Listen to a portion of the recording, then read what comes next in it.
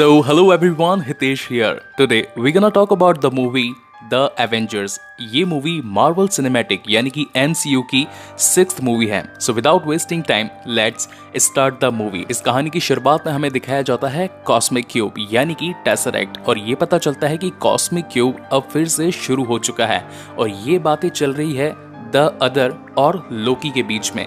Thanos की तरफ से लोकी को एक शानदार हथियार मिलता है जिसकी मदद से लोकी अर्थ पर आकर उस टेसरेक्ट की मदद से एक दूसरे स्पेस का रास्ता खोल सकता था जिससे कि चित्तौरी आर्मी जो कि थैनोस के मीडिएटर की आर्मी थी वो इस दुनिया पर आकर हमला कर इस पूरी दुनिया को लोकी के अंडर कर सकती थी. इन दोनों का बस ये मकसद था कि पूरी दुनिया पर यानी कि अर्थ पर हमला करके वो अर्थ लोकी के हाथ में सौंप दी जाए और लोकी उसे उसके बदले में टेसरेक्ट यानी कि कॉस्मिक क्यूब दे. यहाँ से कहानी शिफ्ट होती है प्रेजेंट टाइम में जहाँ हमें दिखाया जाता है कि एक हेलीकॉप्टर में निक फ्यूरी शील्ड एजेंसी के अंदर उतरते हैं. वहां पर उनका खास एजेंट फील कोल्सन उनका वेलकम करता है. दोनों मिलकर आपस में बातें करने लगते हैं टेसरेक्ट की. वहां पर फील कोल्सन निक फ्यूरी को बताता है कि कुछ दिनों से इस टेसरेक्ट के अंदर अजीब से परिवर्तन आने लगे हैं और ऐसा लगता है कि अब ये खुद ब खुद चलना स्टार्ट हो गया है. इसके अंदर से कई बार हमें गामा रेडिएशन और कई दूसरी तरंगे देखने को मिली है. क्या आप इसके बारे में कुछ जानते हैं? तब वहां पर निक फ्यूरी कहता है कि इसके लिए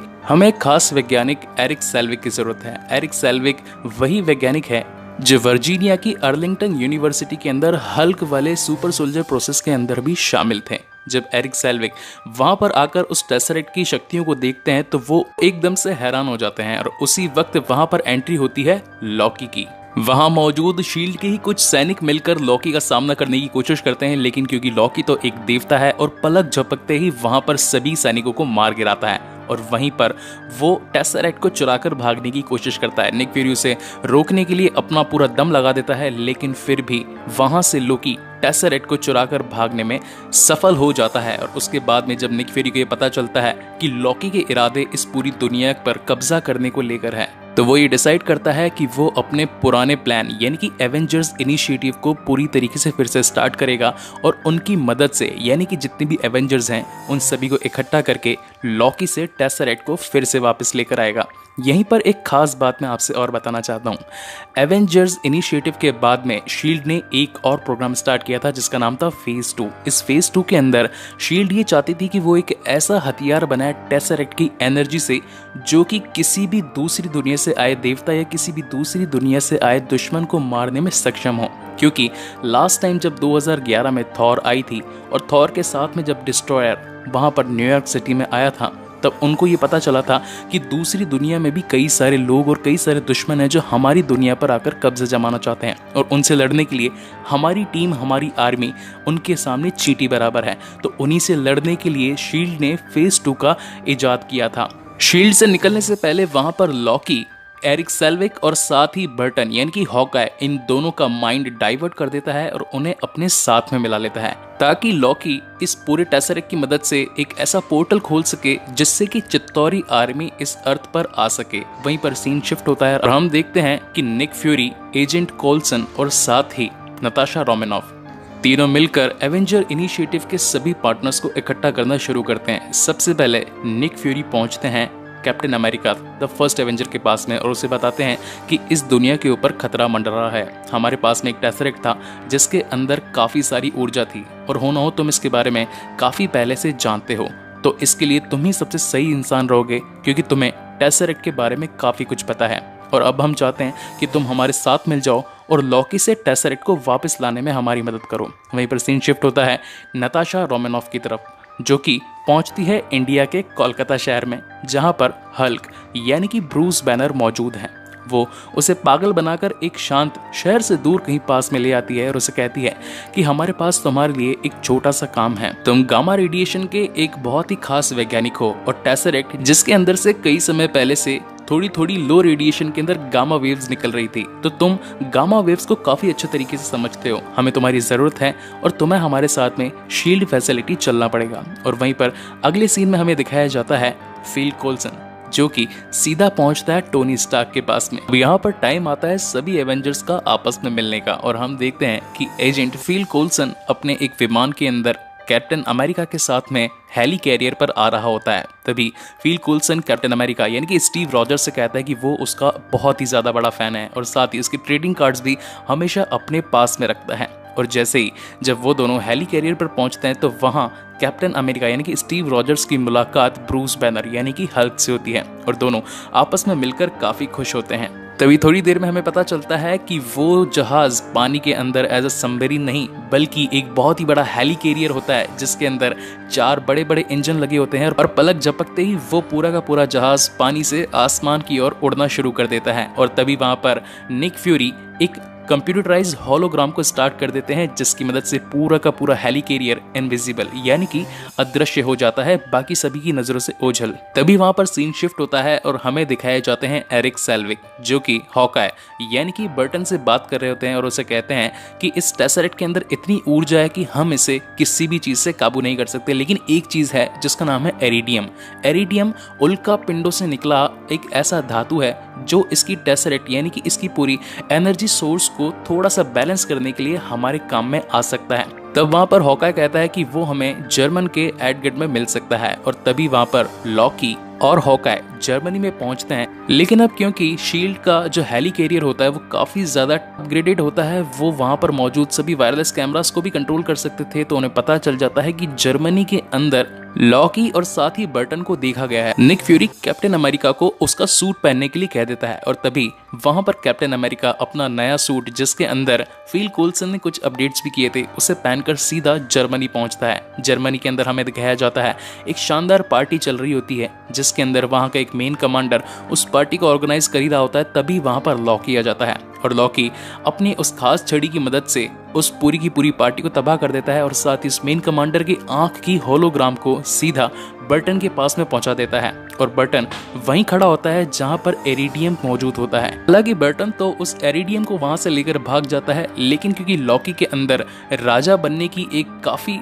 जोर की ललक थी, जैसे वो अपनी शक्ति को वहां मौजूद सभी लोगों के सामने दिखाना चाहता था और ये बताना चाहता था कि वो आखिर इस दुनिया के लोगों से कितना ज्यादा ताकतवर है और उसके अंदर कितनी शक्ति है। और वो वहां पर पहुंचकर सभी लोगों से कहता है कि मेरे सामने घुटने टेको। लेकिन तभी वहां पर एक बूढ़ा आदमी खड़ा होकर उसे कह देता है कि हम तुम्हारे सामने घुटने नहीं टेकेंगे। तभी वहां पर लॉकी गुस्सा आता है और वो अपनी छड़ी से उस बूढ़े इंसान को मारने के लिए अपना हथियार उठाता ही है, लेकिन तभी वहां पर कैप्टन अमेरिका की एंट्री हो जाती है और वो इससे कहता है कि तुम इस दुनिया पर कभी भी अपना कब्जा नहीं कर सकते। और उसी की बचाव के अंदर वहां पर लॉकी और कैप्टन अमेरिका के बीच में एक तगड़ी फाइट शुरू हो जाती है। लेकिन तभी वहां पर टोनी स्टार्क भी आ जाता है और जब टोनी स्टार्क और कैप्टन अमेरिका को लॉकी अपने सामने देखता है तो उसके छक्के छूट जाते हैं और तभी वो अपने आप को सरेंडर करने के लिए तैयार हो जाता है। उस वक्त लॉकी उन सभी के साथ में चुपचाप उस हेली कैरियर पर पहुंच जाता है, लेकिन उसके मन के अंदर क्या षड्यंत्र चल रहा है इसके बारे में अभी तक एवेंजर्स को कुछ भी पता नहीं होता। जब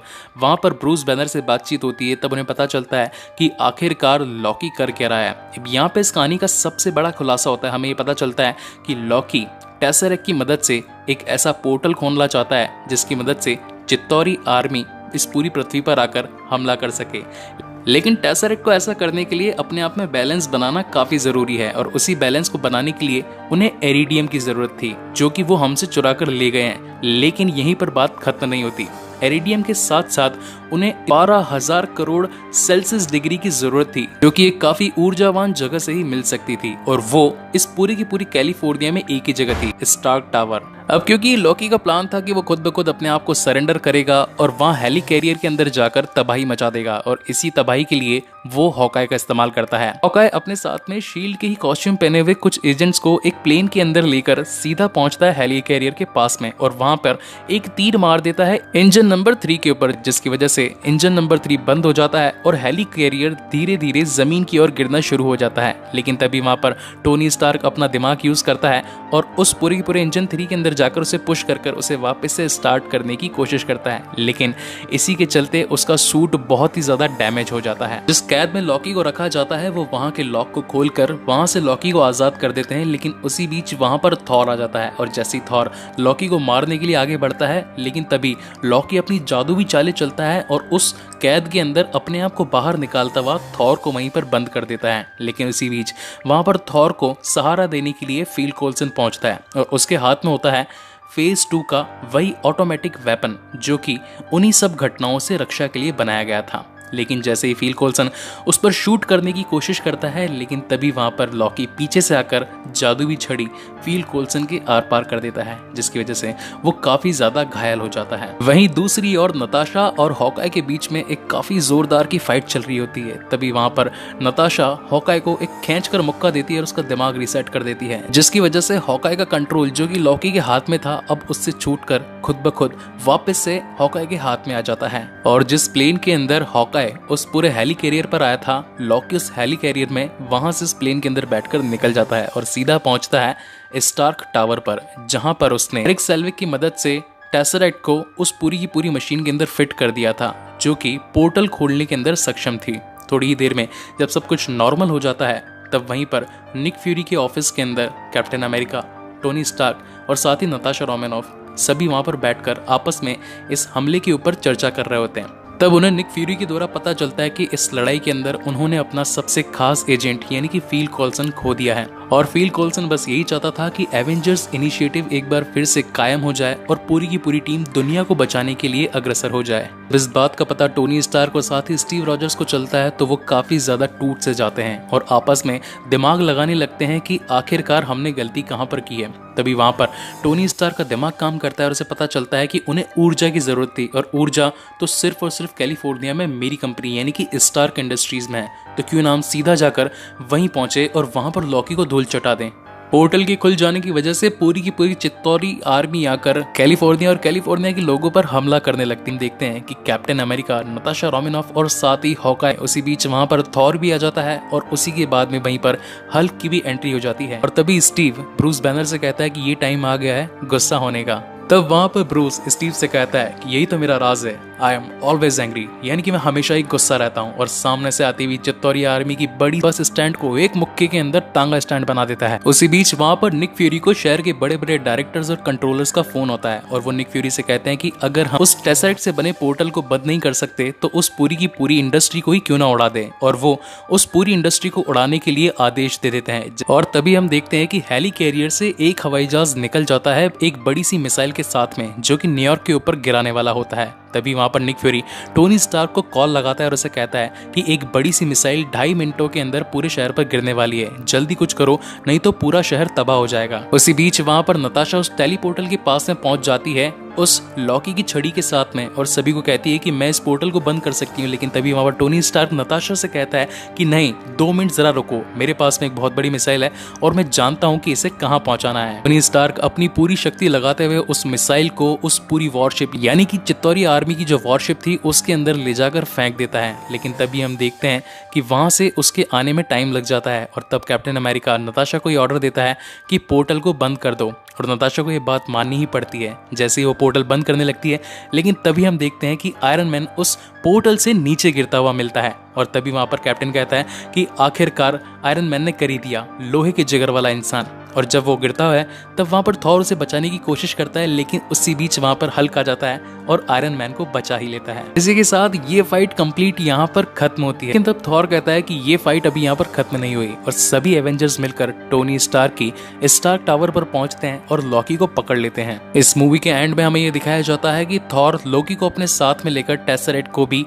एसगार्ड पर पहुंच जाता है, और ये मूवी यहीं पर खत्म होती है। इस मूवी के पोस्ट क्रेडिट सीन में हमें दिखाया जाता है वही मीडिएटर जो कि थैनोस और लोकी के बीच में था, और वो आकर थैनोस से कहता है कि हमने पृथ्वी के लोगों को कमजोर समझने की बहुत ही बड़ी गलती कर दी है, उनसे टकराना यानी कि मौत को दावत देना। और तभी हमें दिखाई जाती है थैनोस की एक स्माइल, और इसी के साथ ये मूवी कंप्लीटली यहाँ पर फिनिश होती है। गाइज, आपको ये वीडियो कैसा लगा प्लीज मुझे लाइक और कमेंट करके जरूर बताएं। इसके बाद में मैं MCU का 7th पार्ट यानी कि आयरन मैन 3 जल्द ही अपने चैनल पर लेकर आने वाला हूँ। So thank you so much for watching this video. मिलते हैं अगले वीडियो में।